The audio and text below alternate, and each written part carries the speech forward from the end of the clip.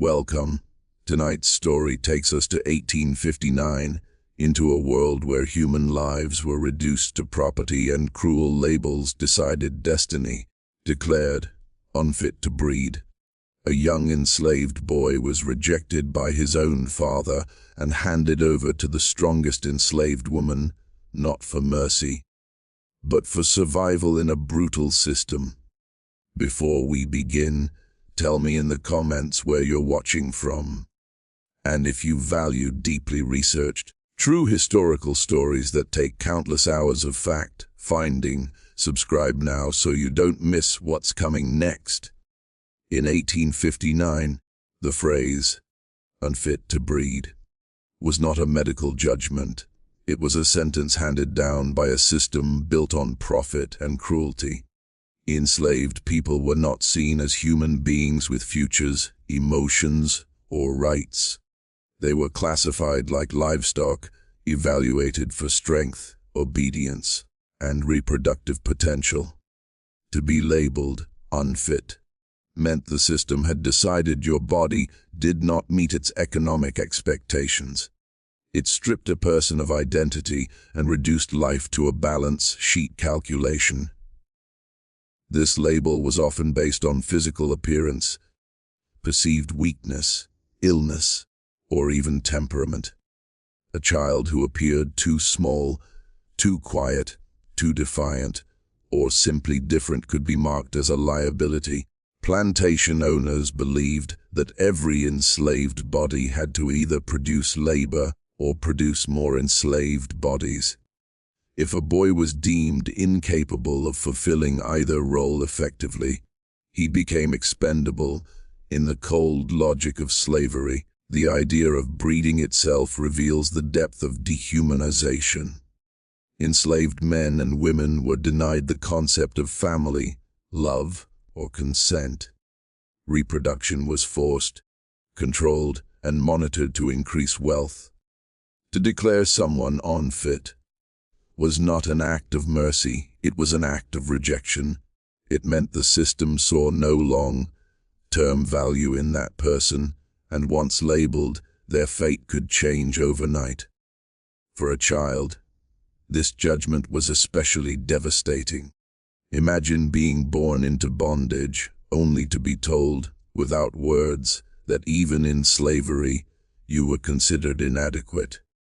The label followed you silently, shaping how others treated you, where you were sent, and what suffering awaited you. It was a psychological weapon designed to crush worth before adulthood even began. Ultimately, Unfit to Breed exposes the true horror of 1859 slavery, a world where human life was ranked, sorted, and discarded. It reminds us that these labels were never about biology. They were about control, profit, and power. And once spoken, they could alter the course of a life forever.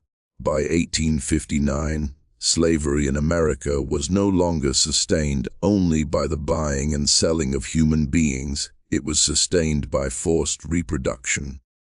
Enslaved women's bodies were treated as sources of future labor, and childbirth became a calculated economic event.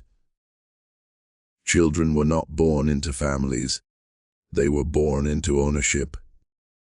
Every birth meant profit, every one meant potential wealth, and every personal bond was deliberately ignored by the system.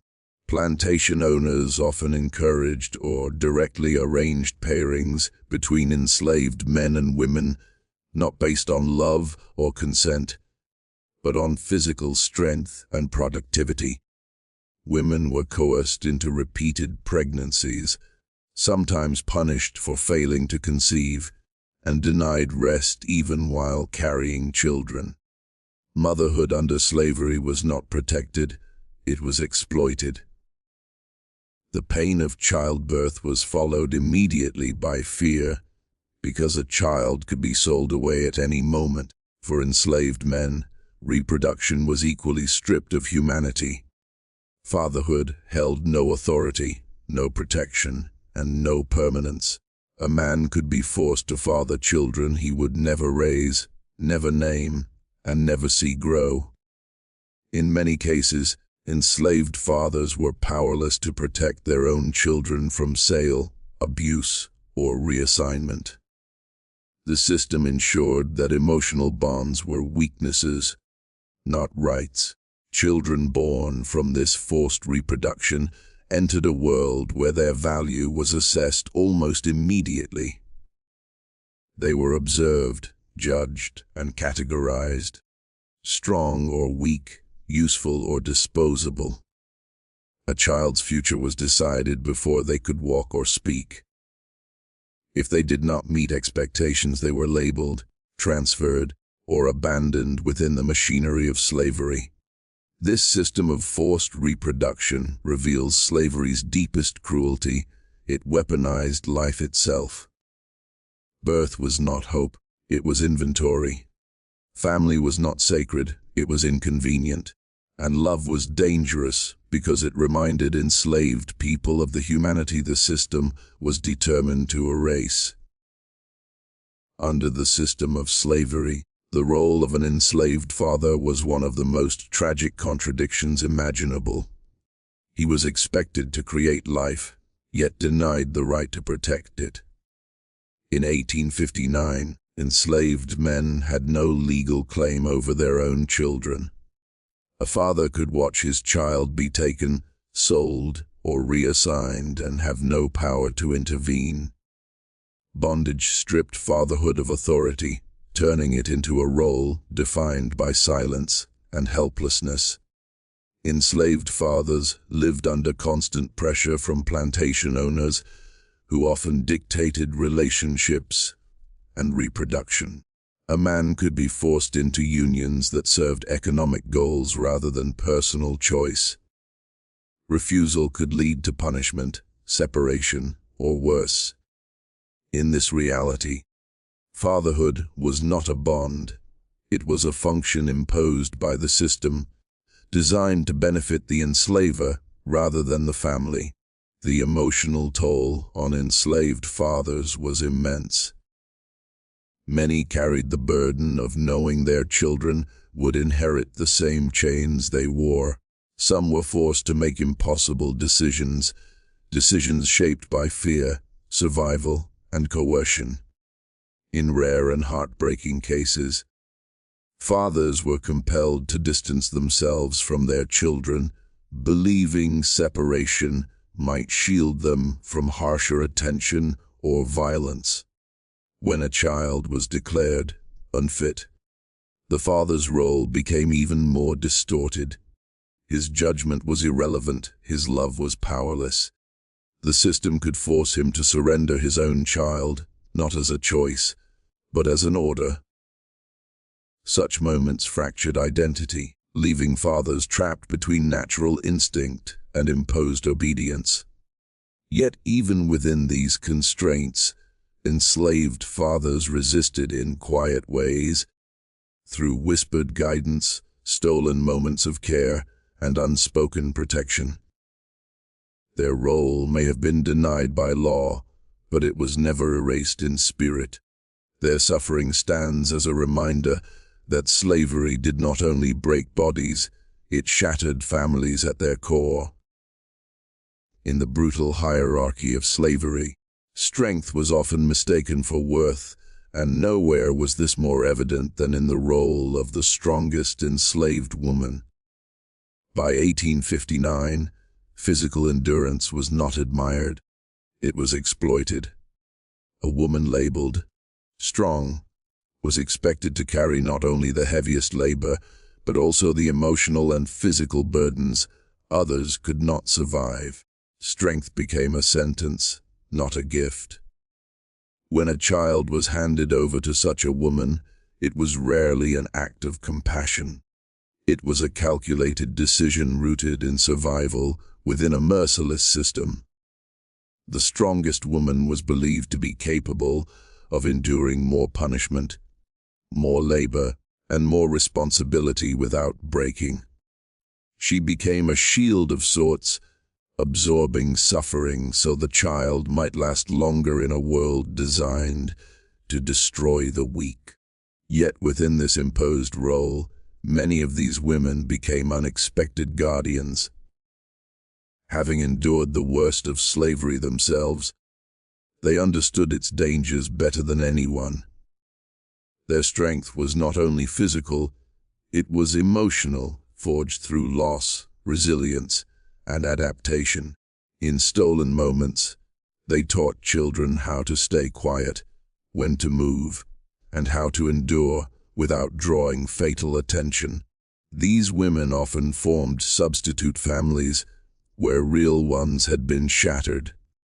They offered protection not guaranteed by law or ownership, but by experience. Their presence could mean the difference between survival and disappearance. Even while exhausted, even while wounded, they carried the weight of others because the system demanded it, and because humanity compelled it. The strongest enslaved woman stands as a symbol of tragic resilience. She was forced into a role she did not choose, yet within it, she preserved life where the system sought only profit. Her strength kept children alive, not because slavery valued them, but because she did. On plantations in 1859, power was absolute and carefully structured. Enslavers held control not only over labor, but over bodies, relationships, and futures. Strength, whether physical or emotional, was measured, monitored, and manipulated. Those in power decided who worked, who reproduced, who was punished, and who was discarded. Control was maintained through fear, unpredictability, and constant surveillance.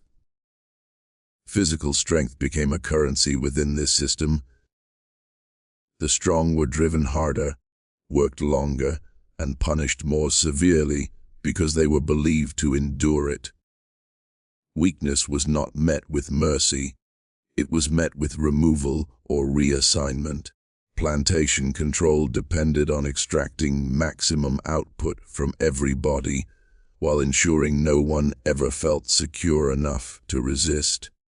This imbalance of power extended into every corner of daily life. Enslaved people could not choose their partners, protect their children, or even rest without permission. Strength did not grant safety, it invited exploitation. The very traits that allowed survival were used as justification for harsher treatment. Power thrived by turning human capability into a tool of domination. Control was also psychological. By ranking enslaved people, strong versus weak, useful versus useless, the system encouraged division and isolation. It stripped individuals of collective identity and replaced it with fear of being labeled next. Knowing that a single judgment could change one's fate kept resistance dangerous and rare. In this world, power was never questioned and strength was never rewarded. Both existed solely to serve control. Plantations were not just places of forced labor, they were environments engineered to break autonomy, ensuring that every act of survival still belonged to the system that caused the suffering. For enslaved children in 1859, trauma did not arrive as a single moment, it was woven into daily life. From the earliest age, they learned that safety was temporary and love was fragile. The constant threat of separation, punishment, or reassignment created a state of permanent fear. Childhood, as we understand it, did not exist. Survival replaced innocence long before it should have.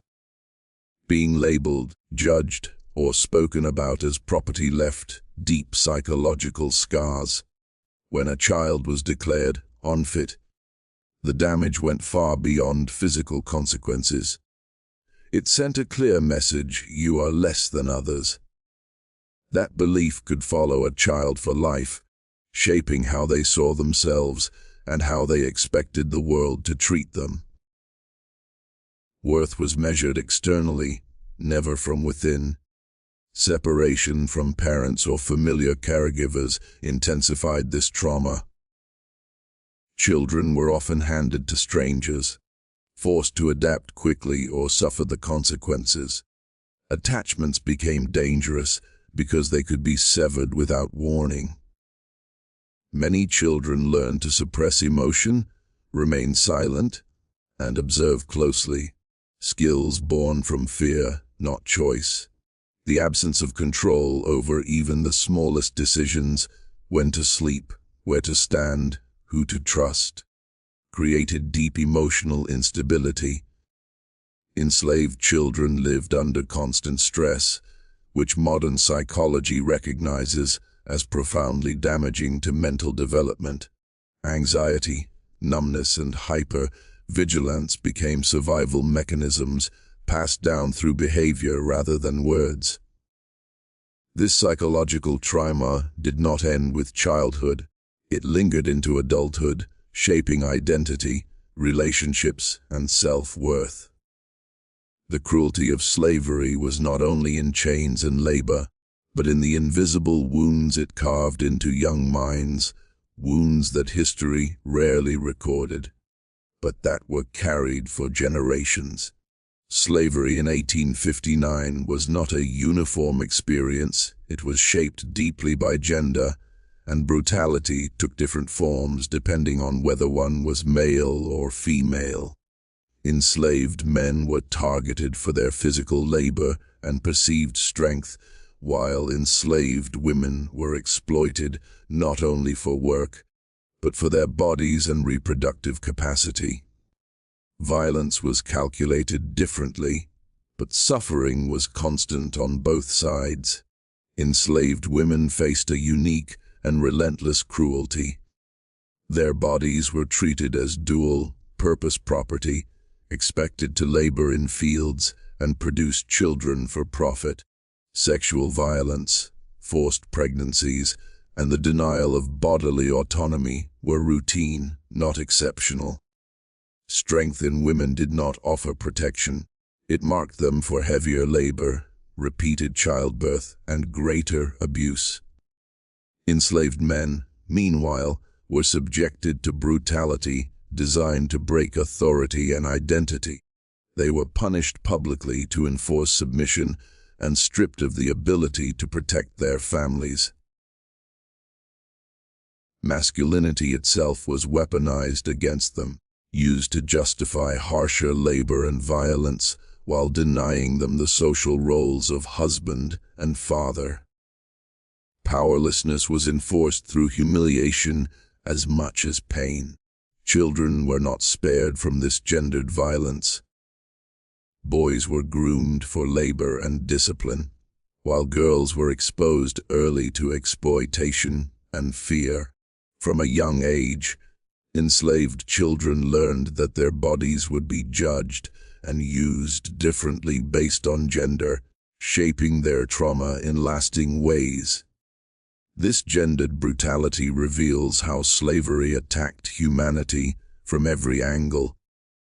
It divided suffering by sex, assigning different formats to maintain control. By doing so, the system ensured that no one escaped unbroken, physically, emotionally, or psychologically. At the core of slavery in 1859 was a single, devastating principle: ownership of human life. Enslaved people were not recognized as individuals, but as property that could be bought, sold, traded, or discarded.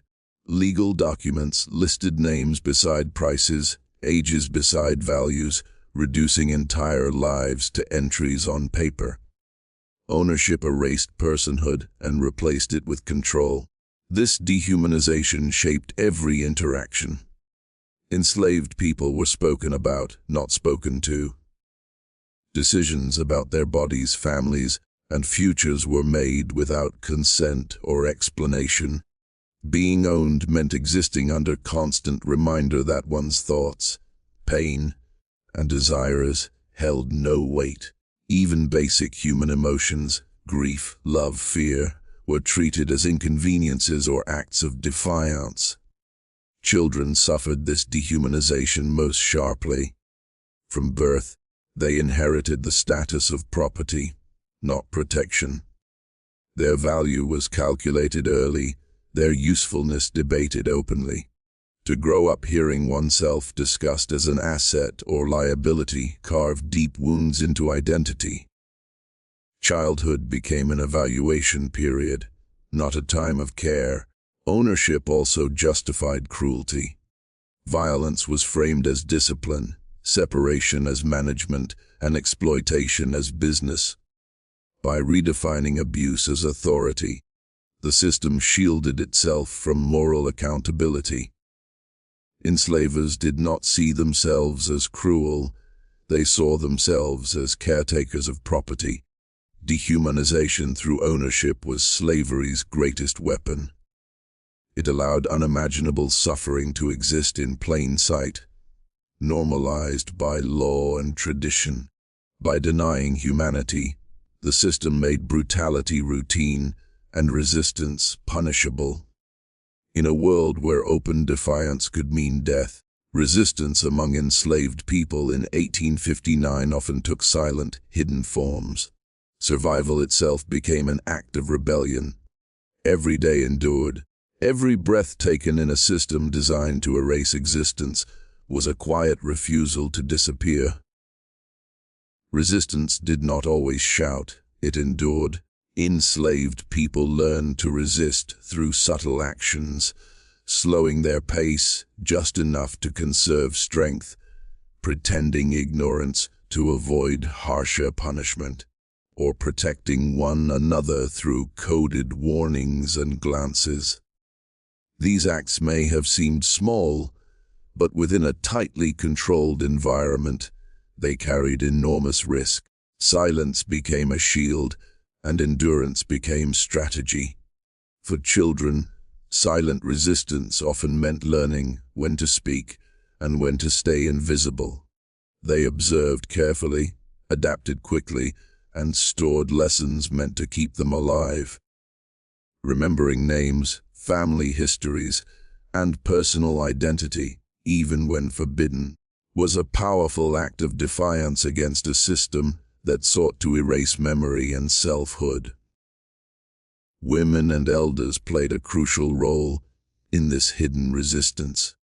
Through whispered stories, songs layered with meaning, and lessons passed quietly at night, they preserved culture and humanity. These moments sustained emotional survival, reminding others that they were more than property, more than labor. Silent resistance did not break the system overnight, but it weakened its grip on the soul. Endurance ensured that humanity survived where freedom did not yet exist. It was through this quiet strength that enslaved people held on to dignity, even when everything else was taken. What we know about slavery in 1859 comes largely from records written by those in power. Plantation logs, sales receipts, census counts, and legal documents. These records tracked numbers, not lives. They documented transactions, not trauma. The voices of the enslaved were rarely written down, and when they were filtered through the language and bias of ownership. Names were shortened, ages estimated, relationships ignored. A child might appear in records only once, listed beside a price or a physical description, then vanish from history entirely. Pain, fear, and resistance left no official trace. What survives is a cold outline of events, stripped of the human experience that gave them meaning. The erasure was deliberate. Literacy was often forbidden, and storytelling was dangerous. By denying enslaved people the ability to record their own lives, the system ensured that future generations would hear only one side of history. Silence became another form of control. extending beyond the plantation and into the historical record itself. Yet fragments of truth remain, hidden in oral histories, spirituals, scars, and family memory passed down in whispers. These sources challenge official accounts, filling gaps left by documents that never intended to preserve humanity. Each recovered story is an act of restoration, returning voice to those history tried to mute. The conflict between records and erased voices reminds us that absence is not emptiness, it is loss. To understand slavery fully, we must listen for what was never written and honor the lives that existed beyond the margins of history. The decisions made under slavery did not end in 1859. They echoed forward through generations. A single judgment, such as declaring a child unfit, shaped not only an individual life, but an entire lineage. Families were fractured, identities disrupted, and paths permanently altered. These choices created wounds that time alone could not heal.